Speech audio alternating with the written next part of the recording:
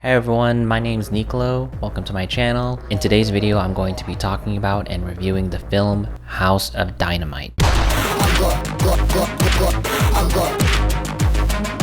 Released on Netflix on October 24th, 2025. It was directed by Kathryn Bigelow and written by Noah Oppenheim. The film stars a pretty stacked cast: Idris Elba, Rebecca Ferguson, Anthony Ramos, this guy, that guy, this woman, that guy. It's a pretty good cast. And before we get into it, since this movie has been out, I will be going over story details, so it will be spoilery. 3, 2, 1, spoilers. In my opinion, this should have been called House Full of Blue Balls.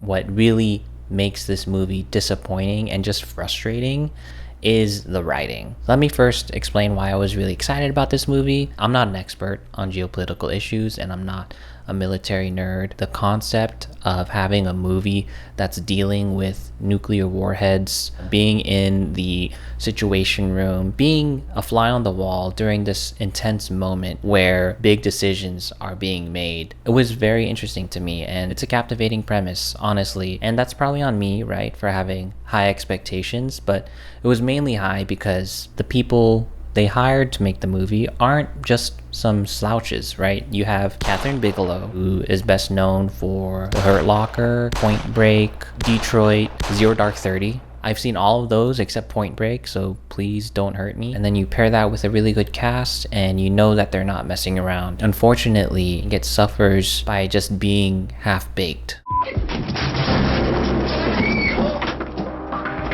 I got the board, what happened? You let go? You got the board, but not the cake. The structure itself is really bad. The ending is very anticlimactic, and it does often feel unrealistic, but I would say it's an entertaining movie that just gets ultimately high on its own supply. I'll just go over the chapters in this movie because it's divided into 3. Chapter 1, inclination is flattening. Chapter 2, hitting a bullet with a bullet. And chapter 3, a house filled with dynamite. The name drop. None of these acts by themselves are bad. It's putting them all together in the way that they are that makes this movie very frustrating. This is my first time talking to camera like this about a movie, so it's kind of hard. I'm like thinking a lot and trying to put it all on like a reasonable, entertaining way. I don't know if I'm being entertaining. I don't know if I'm ranting, scatterbrained. Let me know. So chapter 1 focuses on mainly 2 areas where all the action is happening: the White House Situation Room with Rebecca Ferguson and the US military base in Alaska with Anthony Ramos. There's another area or character it focuses on with Moses Ingram at FEMA, but it's definitely a smaller part in comparison. Chapter 1 starts off as any normal day, showing the characters get ready for work, say bye to their families. Some even have personal conflicts, like Anthony Ramos having a call that doesn't go his way, or Moses Ingram also going through a divorce. These don't have a lasting effect on the movie, but they do humanize these characters. I do like the variety. Not everything is hunky-dory for these people, but they're still doing their jobs. At the Alaskan base, the SPX radar picks up missiles mid-flight, but somehow the DSP satellites miss the launch or point of origin. This prompts a national security call with a whole lot of important people. This is the main connective tissue for the whole movie between a lot of the cast. As the missile's flight path is being tracked and monitored, one of the sergeants at the Alaskan base notices that inclination is flattening.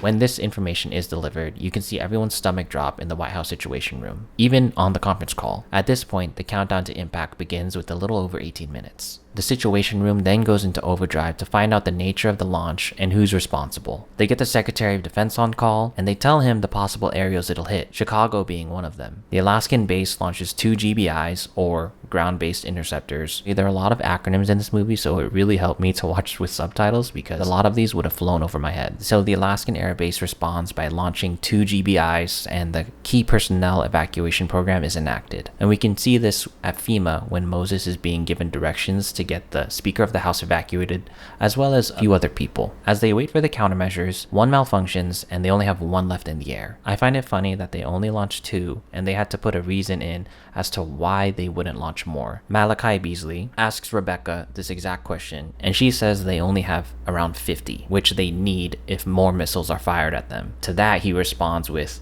"If someone fires more, aren't we all anyway?" And I couldn't agree more. Like, only 2 countermeasures, but this moment leading up to the second countermeasure failing is very, very well done. The actors and the camera work do a really great job of selling this moment. And once it does fail, we learn that Chicago is the primary point of impact. So at this point, we're 7 minutes away from the nuke actually reaching Chicago. Stratcom wants to retaliate, but they need to find out who they're launching to. Moses, as designated evacuee, gets transported out of FEMA. Later, losers! And we also see glimpses of the White House press conference going a little haywire. Malachi really is a highlight in this chapter. He says a lot of what the audience is thinking, or at least what's sensible, I think. For example, as they're gearing up for retaliation, he's like, hey, they're gonna wait to retaliate, right? He also has my favorite scene where he sees a scared White House worker in the hallway and tells him to go home. As he and Rebecca share a moment together, the chapter then cuts to black as they ask for the president's orders. That whole first act is so captivating, and it sets me up for like the rest of the movie to be like, I'm in for a hell of a ride. In just real life, if a missile did launch from, let's say, Russia, China, it would take roughly 30 to 35 minutes to get to the US. I think this works to the detriment of the movie. Not because it's accurate, but because of how they centered the story on that. Because in the movie, once that first act is done and their countermeasures fail and they're all freaking out that the missile is actually going to hit, the chapter ends and it cuts to the second chapter. And you're thinking, at least I am, okay, so we're going to see the bomb go off.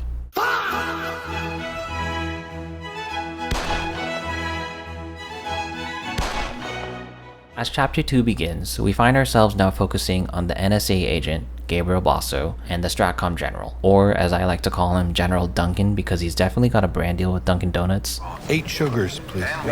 You heard that, right? 8 sugars. That's freaking crazy. And it's not like it's his first cup. Like, he drank earlier, so he probably got like 16 sugars. Because look, he drank here earlier, and he asked for a refill. I'm like, if the nuke doesn't get him, then the sugar will. Okay, sorry. Alright, back to the chapter. The Stratcom room is a little boring, or at least it retreats a lot of what happened earlier. A few new perspectives we see are the Air Force, but that part is very small. Also, name drop. We are talking about hitting a bullet with a bullet. The Stratcom shows how they're trying to find out who launched so they can retaliate, and Gabriel is guided down to a secure location underground, I would assume, by the Secret Service, and they're able to get on a call with Greta Lee, who's on vacation at the Gettysburg. They get in contact with her mainly because she's the National Intelligence Officer for the DPRK. Everyone's basically trying to get to the bottom of who launched, because the 20-minute impact time strongly indicates it came from a submarine. And with DSP satellites not having been able to detect the point of origin, she and others also speculate it could be a cyber attack. Just a lot of stuff hitting the fan. Basically, everyone is guessing. We then go over the same failed countermeasures, except this time in the Stratcom and underground White House rooms. General Duncan over here, maybe with the course of 20 sugars running through his veins, is hell-bent on retaliating, having seen satellite footage of other nations' submarines moving. And everyone except General Duncan, wants to slow down before retaliating. Gabriel does his best to get Russia to surface some submarines as a show of good faith so that the US doesn't retaliate on them, but the US Air Force is already in flight to bomb any possible launch sites. And after failing to convince Russia, Gabriel tells the president, to which Stratcom awaits his confirmation to launch or not to launch. But watching this whole part, it loses steam. This is the whole problem with this movie, is that it thinks it's captivating enough to keep you on the edge of your seat. In the third chapter, it happens again, but it goes to the president's perspective. Oh shit, here we go again. Last chapter. I'm going to try and keep this one a little short so I don't repeat what the film did to me and do it to you. We see President Idris Elba talk with his wife and get ready for a WNBA event. Angel Reese has a cameo, and we see that Idris needs to work on his jump shot form. We also focus on Jared Harris as the Secretary of Defense, who tries desperately to find a way to get his daughter out of Chicago after learning the path of the launch, and we see the president get pulled out. We go over the same failing countermeasures one last time, which feels repetitive. Lieutenant Reeves holds retaliation options for the president, and we focus on the president coming to grips with his responsibility happening in real time, and tries to get some help from Jared Harris. But knowing he just said goodbye to his daughter, having lost his wife not too long ago, he yeets himself off the roof. So the president is all alone. He name drops the chapter. A house filled with dynamite. He doesn't get the answers he wants from Gabriel, and he calls his wife one last time before he finally makes his decision, which we ultimately don't know. We show a final scene with the designated evacuees going to the bunkers, and then a final shot of Anthony Ramos with a look of pure despair. So that concludes chapter 3 of House of Dynamite, which I would call the weakest chapter out of the 3. In regards to the whole movie, it reminds me of this one movie, Vantage Point. Vantage Point was released in the 2000s. It focused on a terrorist attack, but it showed like 8 different perspectives. It would go from one perspective, end, and then rewind, and then go to the next perspective. Doing that multiple times is very exhausting. It sort of just becomes a gimmick. Ultimately, it didn't really pay off. Like, it's a very by the numbers movie, and it's not very good. With this movie, you shouldn't have used that same sort of gimmick. And that's not to say this type of storytelling device is always bad. Rashomon is probably the golden example for this, and more recently, Weapons did this to a great effect, but they never felt gimmicky or like they were retreating the same events. Back to House of Dynamite, my favorite moment probably was the first act, but also there are a few good moments in the later acts. I'm not saying they're awful, it's just the way the movie is structured, they're not very interesting after seeing that first one. I feel like a more interesting story would have all these chapters intertwined. Like, I understand, right, what the movie's trying to say. I feel like the ending could have worked if the movie structure was different. Unfortunately, I think the movie's message doesn't really end off how the creators would have wanted. Instead, it's more like a that's it. It's sort of like just an unfinished feeling. And everyone is at their A game. Kathryn Bigelow's doing her thing. Jared Harris, his scene with his daughter, and when he jumps off the roof, I like that scene a lot too. Sounds sadistic, but that scene was very shocking. That's why I'm saying that making it accurate wasn't necessarily a bad thing, but it didn't help the movie because of how it's written. I think the more interesting movie to me would have been actually intertwining all of these perspectives within that 30-minute span, maybe like 10 minutes of setup and then 30 minutes with the launch, and then the last 40 minutes is the aftermath of the nuke going off, everyone trying to find out what to do next. Because also I think that part was a little unrealistic. I don't think they would pressure the president to make such a response so hastily. And I did see a fan edit on YouTube as well that does show the world descend into absolute global nuclear war. To me, that doesn't really work, mainly because I do not have an issue with the ambiguous ending. Again, my issues lie mainly in the structure. The emotional journey for each and every chapter is essentially the same. Going through your day at work with some things to humanize you. Oh shoot, a nuke. Oh shoot, our countermeasures failed. Oh shoot, Chicago's doomed. Oh shoot, we gotta find out who's responsible. Oh shoot, will we retaliate? Some sort of name drop in there. Inclination is flattening. Hitting a bullet with a bullet. What, we some kind of... House filled with dynamite. Final countdown, cut to black, rinse and repeat. It all comes down to like the writing, right? And I think that's where it really suffers from, is because it's a half-baked idea from the writer who doesn't really know how to make each chapter as captivating as the first one while also revealing new things. The one thing is they're all connected. You see them talking to each other, you know, on their computers, and there's like repeated things. In chapter 2, hitting a bullet with a bullet, Gabriel Basso, his character, tells Jared Harris's character that the countermeasures for taking out the nuke, they have a 60% success rate, and Jared Harris is like freaking out. But like at that point in the movie, we know it didn't work. We know that the countermeasures failed, but the way that it's put in the movie is that, oh, it's supposed to be like some super crazy information. It's like we already saw this. There's nothing new here that we're really learning, other than the characters have family in Chicago or they're scared. Sorry, just a big rant about this movie. Back to the writing. The writer, his name is Noah Oppenheim. Looking at his track record, he doesn't really write things that are original. It feels like he mainly writes